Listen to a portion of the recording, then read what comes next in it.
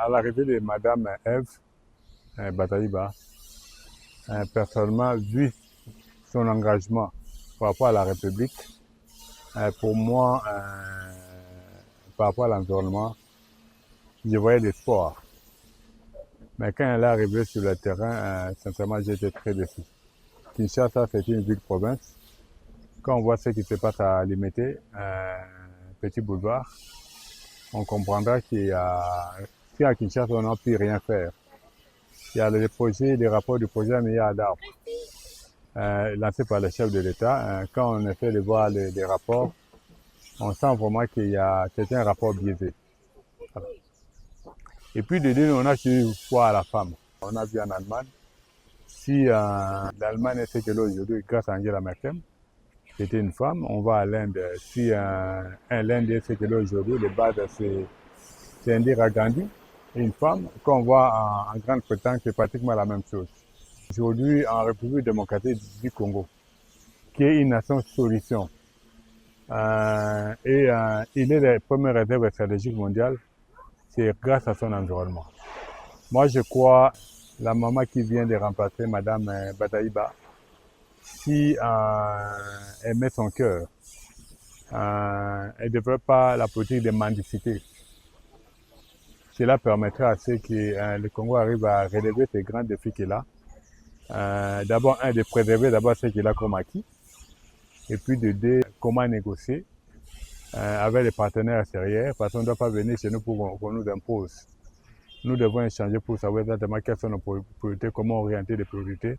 Cela permettra à ce qu'on fasse un reboisement d'abord réfléchi, pas tel qu'on est en train de voir maintenant, et puis qu'on voit exactement, savoir exactement par rapport à ce que nous disposons. Les sites en danger, comment les sauver, les biens volés. Je crois que sur sa table, il verra par exemple les dossiers des scellés, Pagote et tous les autres écoles en scellé. Je crois que c'est sur la table parce que le 5 décembre de l'année passée, Madame Ève, ministre, avait dit que le président l'avait envoyé et que là-bas, ça a été pollué par beaucoup de dirigeants. Je crois que par rapport à elle, ça va être parmi ses chevaux de bataille. Je prends le cas de la cité du fleuve, qui est construit dans un endroit qu'il ne faut pas, parce que le Congo a cité les accords sur la protection des zones humides. Et la cité du fleuve, c'est construit là, c'est une zone de foyer. C'est un coin où nous savons que les riz que nous consommons, c'est planté là-bas et que ces zones-là risquent de disparaître. On vient ici à la baie d'Ingalé, mais c'est pratiquement la même chose. Zone de foyer, zone humide, on voit ce qu'il était en train de faire là. Il fut un moment, on avait commencé à démolir, ces gens-là ont repris à construire. Ça montre qu'elle est face à tous ces problèmes-là où nous, on est là pour l'accompagner en dénonçant, en apportant notre expertise par rapport à l'amélioration. Et puis, on ne sait pas si le terrain va avoir d'autres réalités qui fera ce qu'on peut travailler main dans la main pour faire vraiment de ces grands Congo les premières réserves stratégiques qui ne va pas rester seulement des réserves, mais ça va être parmi des réserves que nous allons arriver à valoriser pour l'intérêt d'abord des Congolais et puis pour le bien-être de la planète. Bon, je crois que je dirais que c'est parmi les chantiers. Parce que la première chose, on doit d'abord préserver ce que nous avons. De deux, nous devons arriver à améliorer notre environnement.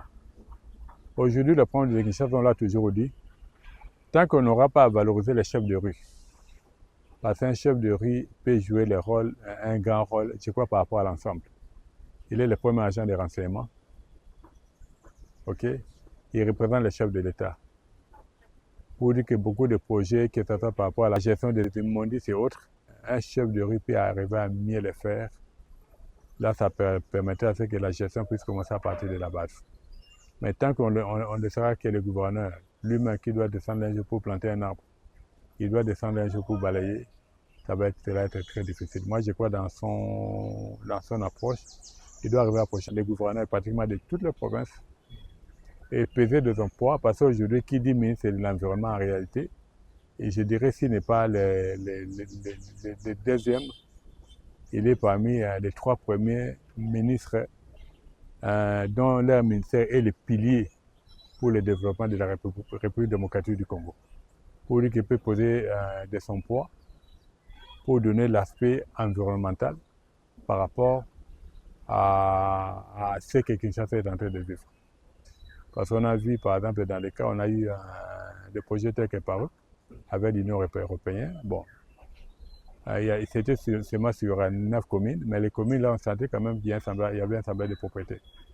Aujourd'hui, pourquoi ne pas les faire dans les 24 communes, en sachant que ceux qui sont passés avant lui, bon, je dirais au niveau de la ville, bon, l'autre qui l'a hérité, M.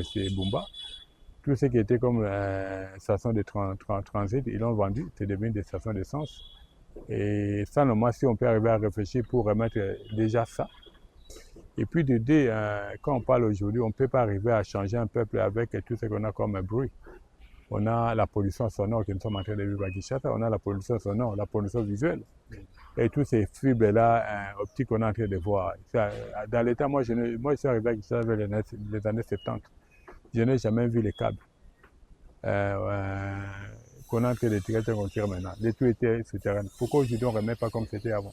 Nous ne sommes pas obligés, étant donné première réserve stratégique, il y a des pollutions, il y a la pollution visuelle, il y a les pollutions sonores, il y a tout ça qui doivent veiller à ce que nous arrivons d'abord à construire Kinshasa qui était Kin Label, puis redevenir Kin Label, et puis de deux, échanger par rapport à toutes ces personnes qui veulent investir.